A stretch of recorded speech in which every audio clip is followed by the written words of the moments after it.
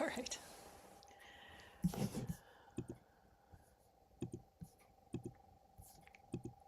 right. Well, welcome everyone. We've been going through suttas about the world, and there'll be some more at the sutta study on Tuesday. One that was quite inspirational that was read on Tuesday was from the Sutta Nipata, and it was number 415, called Taking Up Arms. And it doesn't sound like that title doesn't sound like it might make for a good reflection. But really the beginning of it is that the Buddha is seeing, how people take up arms and choose violence, and there's conflict. And so that brought about in him a sense of like fear for the world, fear of the world, fear from the world, how you want to translate that, maybe different. Depending on your style for translation. But the gist of it is that the Buddha found this sense of urgency to practice. The world's like this. I really need to see clearly. And so most of the sutta and most of the reflection tonight will be on those things that the Buddha did, the steps the Buddha took to come to full enlightenment, and then what that peace feels like. And so tonight, I have a collection of translations from Bhikkhu Sujato, Tanisro Bhikkhu, Lawrence Cantipalo Mills, John Ireland, Andrew Alinsky, and some I didn't translate the whole thing, but some of the verses I translated as well. And I'm just going to pick 3 of the translations to be the reflection tonight. And I'll say them, and give some space between. And then we'll sit in silence after we've completed the hearing of the sutta. So I'll start with Namo Tassa, praise for this wonderful teaching that the Buddha has given us, and this opportunity that we too can practice for liberation. Namo tassa bhagavato arahato samma sambuddhassa. Namo tassa bhagavato arahato samma sambuddhassa. Namo tassa bhagavato arahato samma sambuddhassa. Buddhang dhammang sangham namasami. So take up a posture that is supportive for meditation, and be able to just take in the words of the sutta, and not not an active thinking mind, more of a receptive mind, a receptive heart. As the words come in, it's kind of feel how that lands for you. And from that, then when we come into the stillness, it's not that we've been in an active thinking, but more of a reflective thinking. And it's part of the practice we're trying to cultivate with this particular program. More thinking on Tuesday mornings, our time zone, more sitting and reflecting, contemplative, and then going into stillness on the Thursday evening, our time zone. So here we are. So the sutta, as I was saying, it starts out kind of with a big sense of the conflict, and then we'll feel that discovery and practice, and then ease as the sutta goes through. So just listen with a grounded, settled, open heart.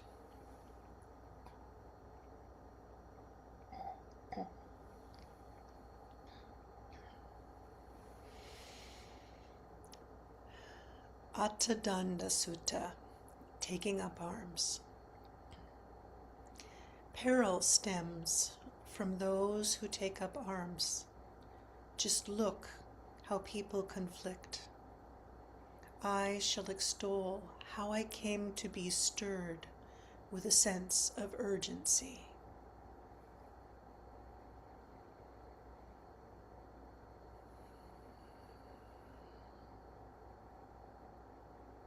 Violence breeds misery. Look at people quarreling. I will relate the emotion agitating me.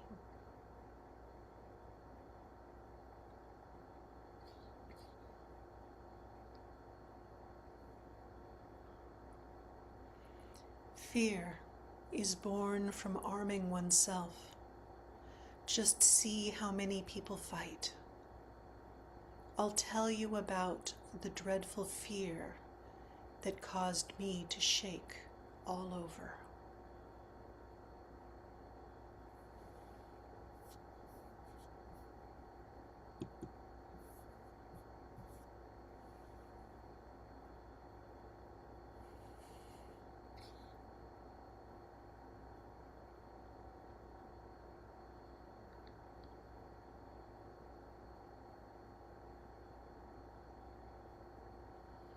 I saw this population flounder like a fish in a little puddle. Seeing them at odds with each other, fear came upon me.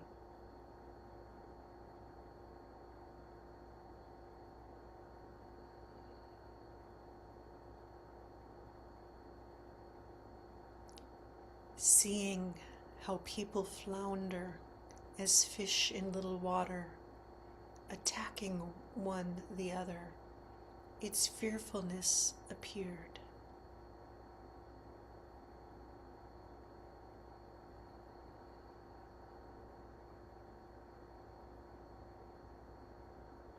Having seen people wriggling like fish in little water, seeing others in enmity, I am possessed with fear.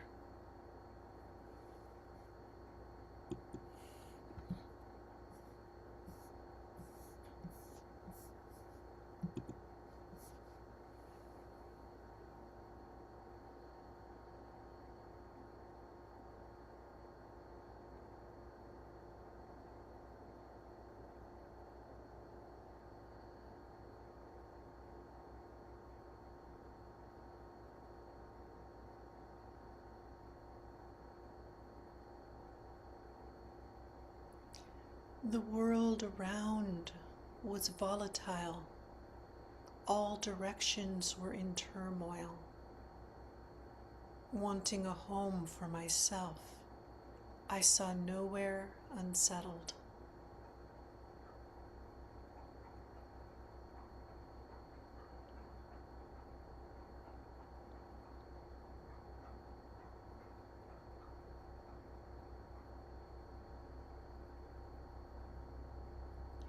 This world completely lacks essence. It trembles in all directions. I longed to find myself a place unscathed, but I could not see it.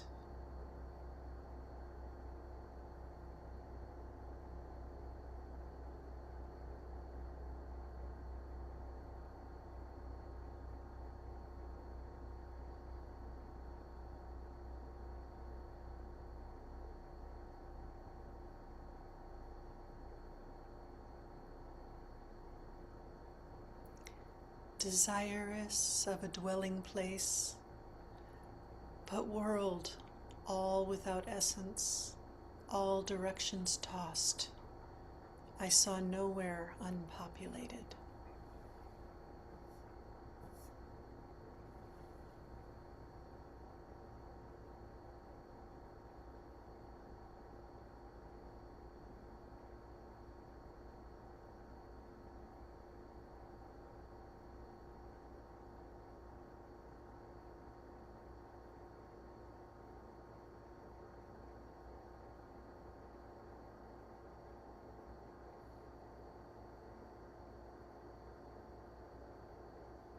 Yet even in their settlement they were at odds. Seeing that, I grew uneasy. Then I saw a dart there, so hard to see, stuck in the heart.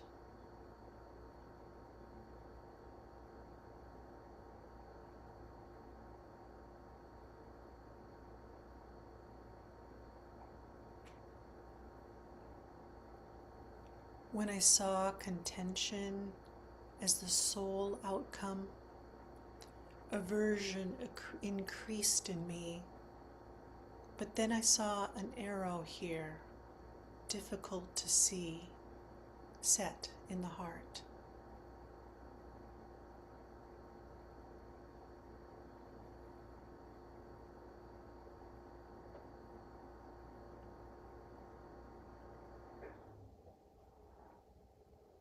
Seeing people locked in conflict, I became completely distraught. But then I discerned here a thorn, hard to see, lodged deep in the heart.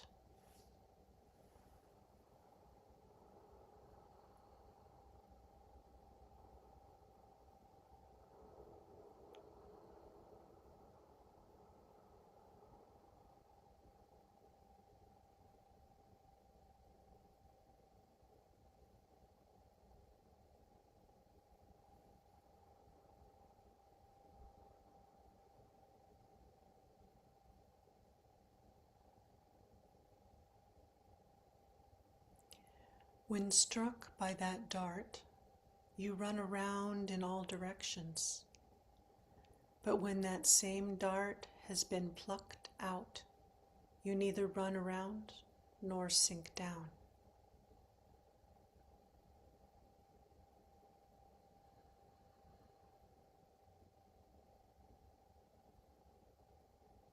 Affected by this dart, one runs in all directions, but with the dart pulled out, one neither runs nor sinks.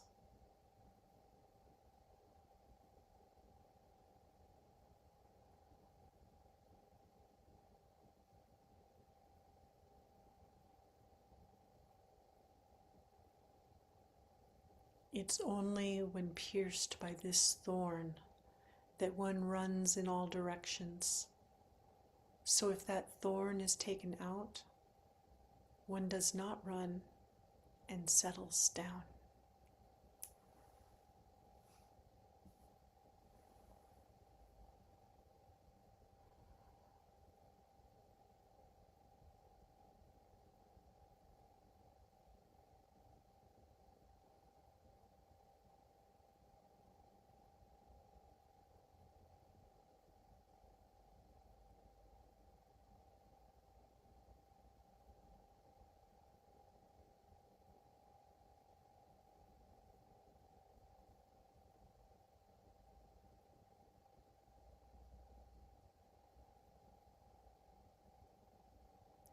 Whatever things are tied down in the world, you shouldn't be set on them. Having totally penetrated sensual pleasures, sensual passions, you should train for your own unbinding.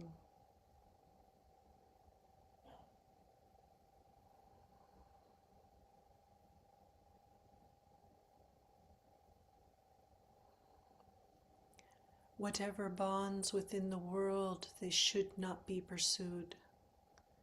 Knowing in depth all sense desires, for nirvana train.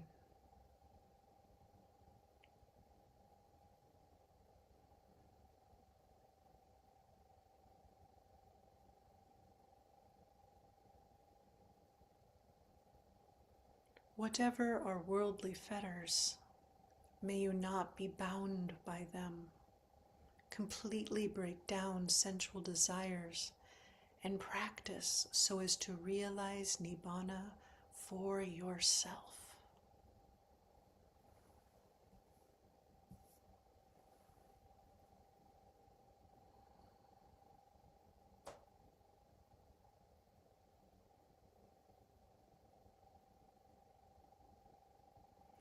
Be truthful, not rude, free of deceit and rid of slander.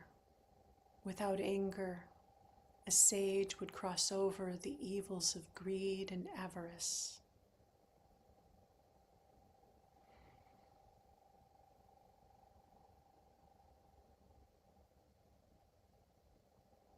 One shouldn't engage in lying, shouldn't create a sense of allure in form, should fully fathom conceit and live refraining from impulsiveness.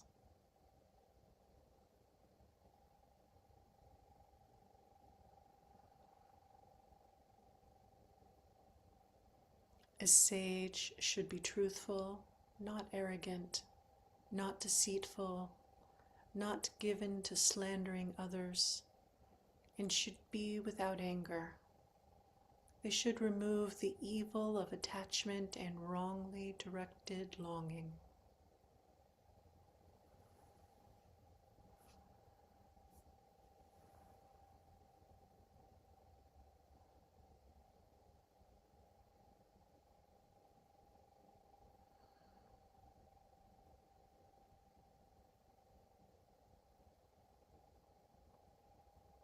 One should conquer laziness, weariness, sloth, shouldn't consort with heedlessness, shouldn't stand firm in their pride, the one with their heart set on unbinding.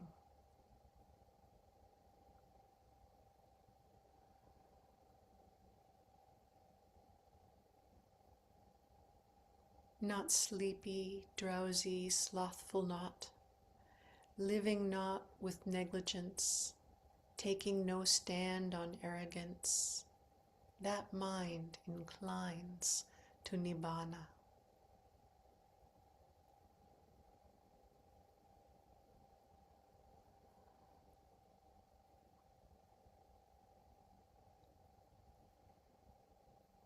One should remove the evil of attachment and wrongly directed longing. One should conquer drowsiness, lassitude, and sloth, and not dwell in indolence. Someone whose mind is set on nibbana should not be arrogant.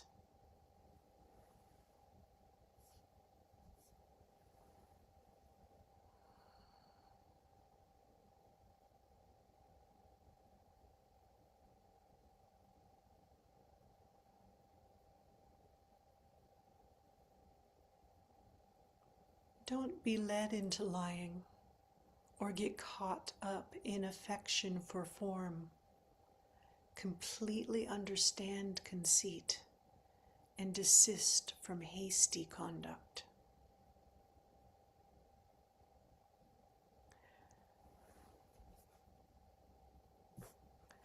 One shouldn't engage in lying, shouldn't create a sense of allure in form, should fully fathom conceit and live refraining from impulsiveness. One should not lapse into untruth, nor generate love for sense objects. One should thoroughly understand the nature of conceit and abstain from violence.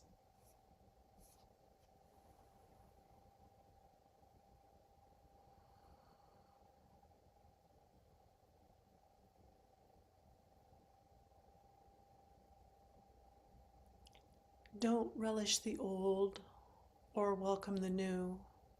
Don't grieve for what is running out or get attached to things that pull you in.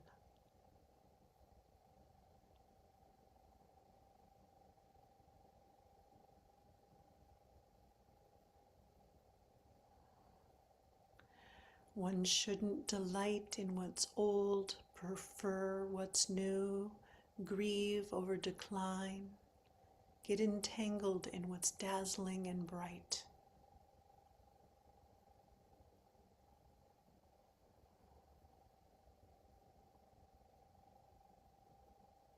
One should not delight in what is past, nor be fond of what is new, nor sorrow for what is disappearing, nor crave for the attractive.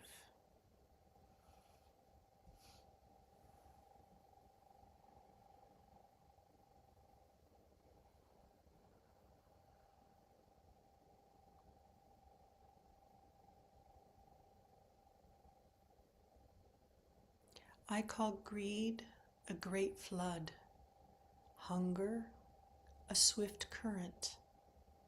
Preoccupations are ripples, sensuality a bog hard to cross over.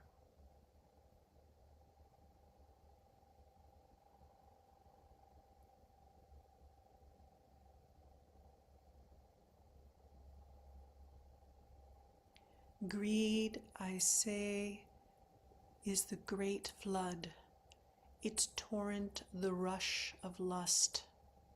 Lust's objects an imagining. The swamp of lust is hard to cross.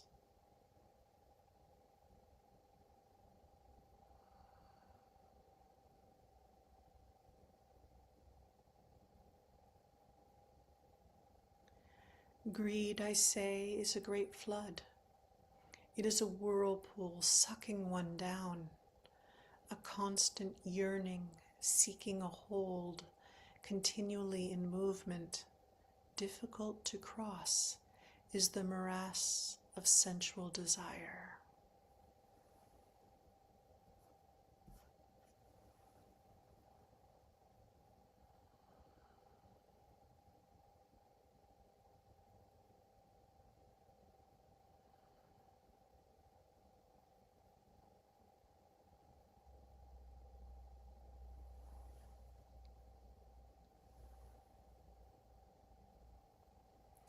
The sage never strays from the truth.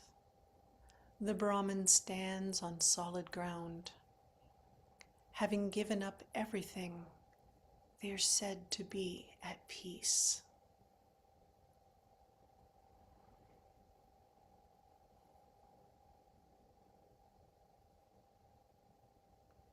The sage on firm ground stands, not swayed from truth, a paragon.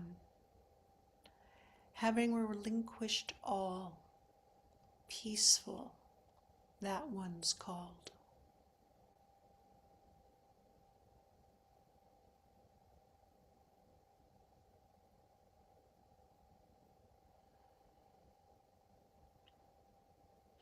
A sage does not deviate from truth. A Brahmana stands on firm ground, renouncing all. One is truly calmed.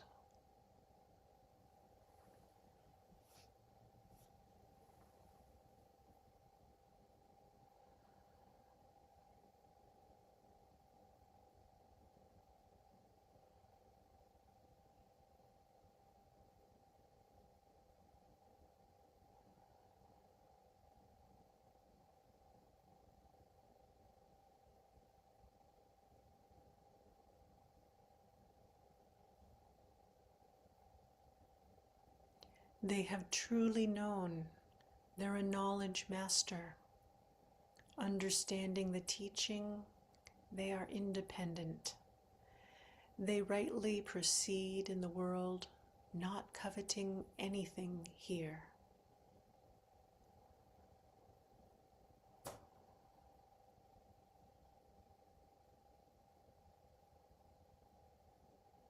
Having clearly known, one is an attainer of wisdom. Knowing the Dhamma, one is independent. Moving rightly through the world, one doesn't envy anyone here.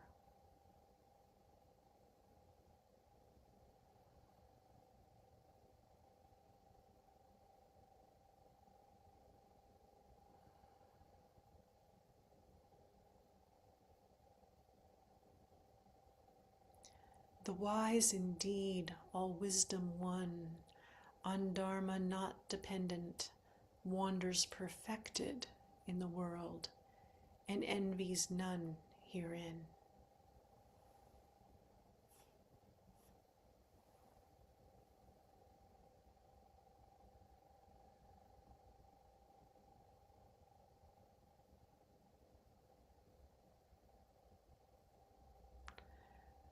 One who has crossed over sensuality here, the chain in the world so hard to get past, grieves not, nor hopes. They've cut the strings. They're no longer bound.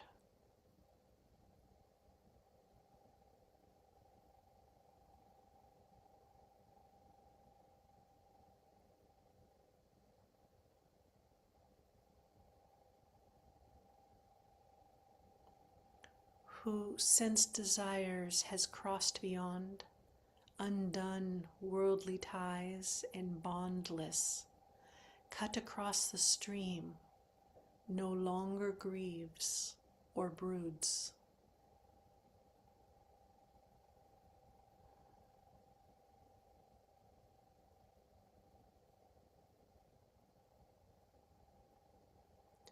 Who here has crossed over desires, the world's bond, so hard to get past. They do not grieve, she does not mourn. His stream is cut, they're all unbound.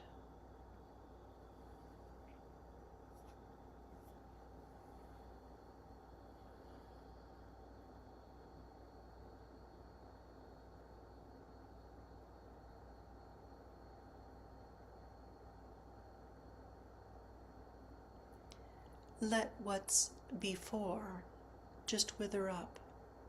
After, for you, is not a thing. If then between, you will not grasp, you will fare at peace.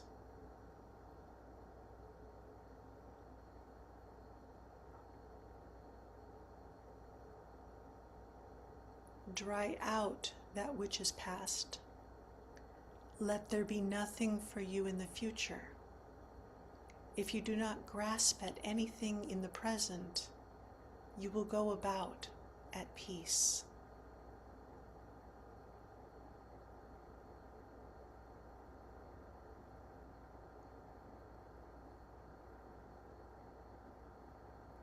What went before, let go of that.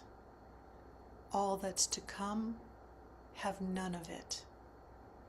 Don't hold on to what's in between, and you'll wander fully at peace.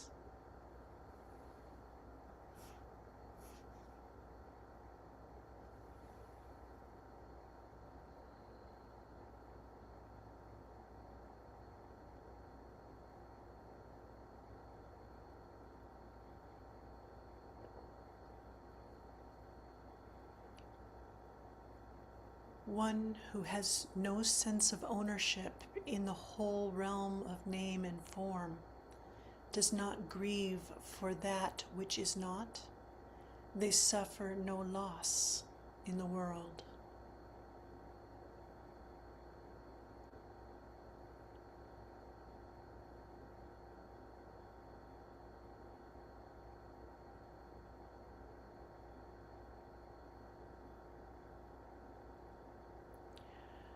For whom with mind and bodily forms there is no making mine at all, grieves not when they are not, and suffers here no loss.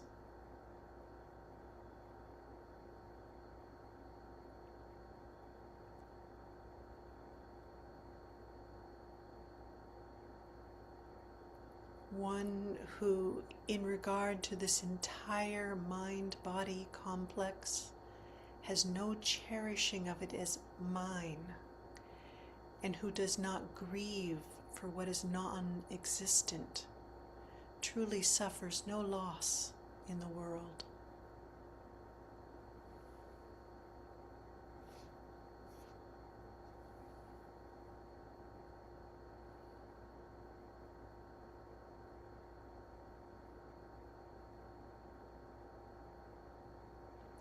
if you don't think of anything as belonging to yourself or others, not finding anything to be mine, you won't grieve thinking, I don't have it.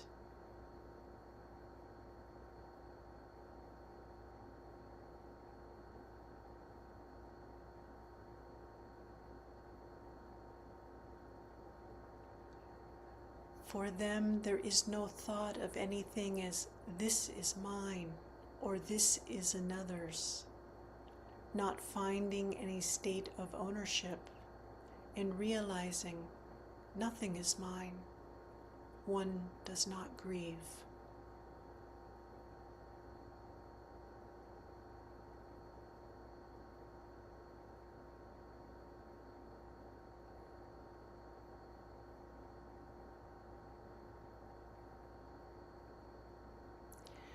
For whom there is no this is mine, nor anything like that is theirs, not even finding selfness, one does not grieve at I have nothing.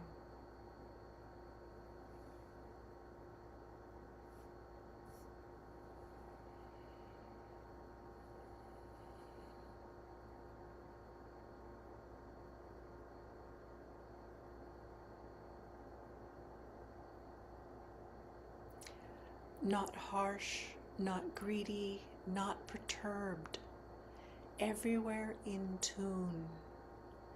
This is the reward, I say when asked, for those who are free from preconceptions.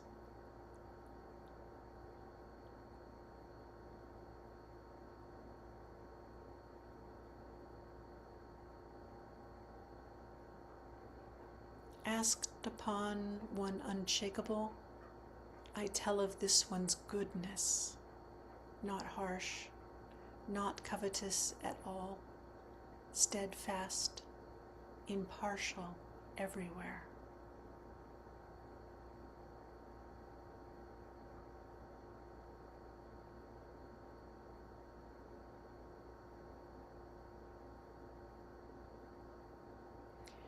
To be not callous, not greedy, at rest and unruffled by circumstances. That is the profitable result I proclaim when asked about one who does not waver.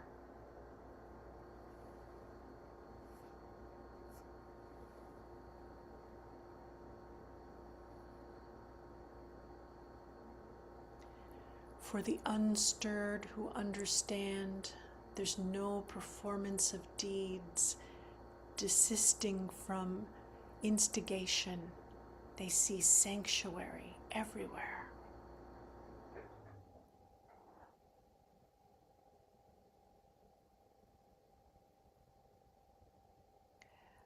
For one who's unperturbed, who knows, there's no accumulating, abstaining, unaroused, one everywhere sees security.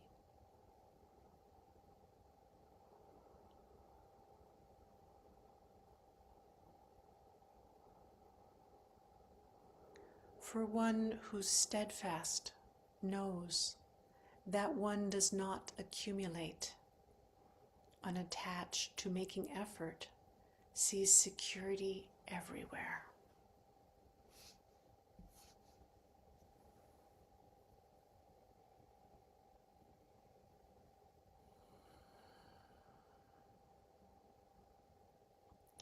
A sage doesn't speak of themselves as being among superiors, inferiors, or equals.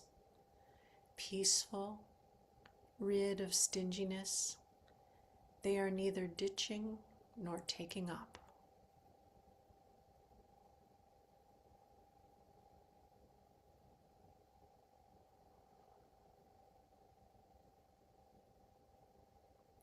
The sage doesn't speak of themselves as among those who are higher, equal, or lower. At peace, free of selfishness, they don't embrace, don't reject.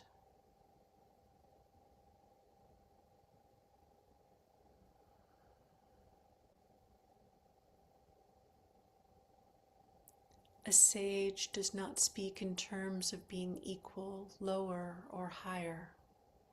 Calmed and without selfishness, one neither grasps nor rejects.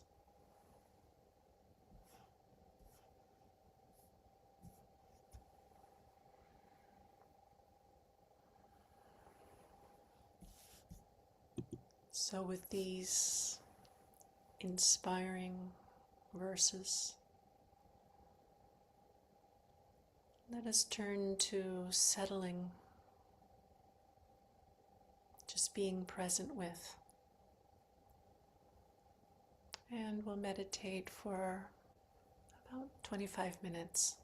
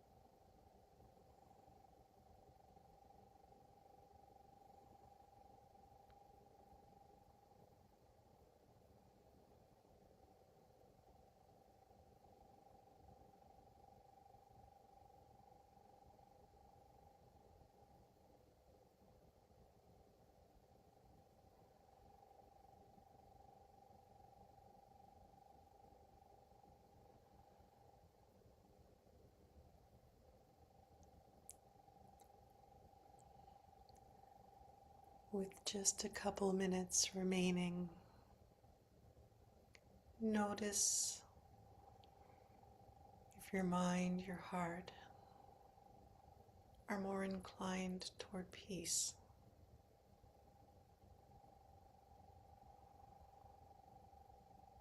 Whatever stage of peace you're in or not in, is there a little more letting go you can do? Just relaxing into these last minutes with a warm heart, resting.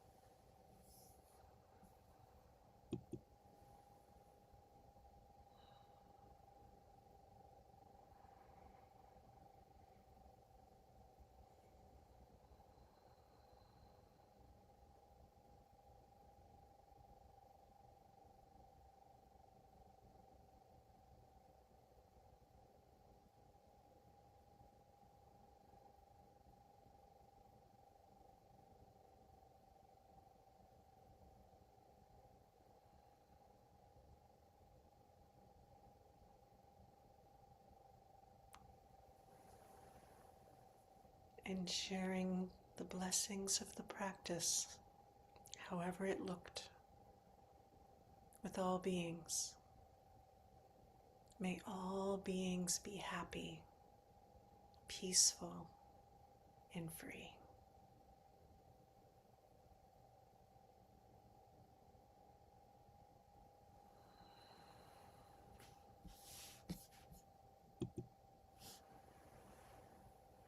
If you wish, you can just keep sitting, meditating, or you can go about the rest of your day or join me in a homage to the Buddha, Dhamma, and Sangha.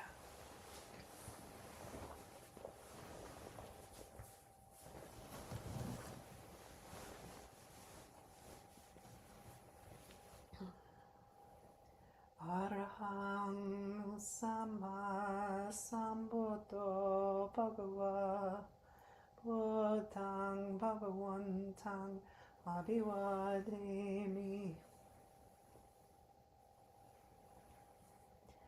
Swakato Bhagavata Dhammo Dhammam Namasami.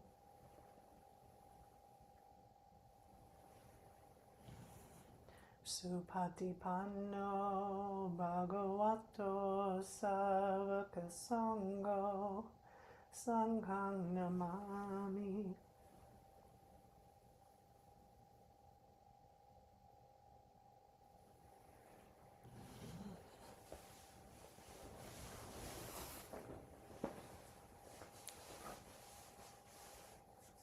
Have a beautiful rest of your day.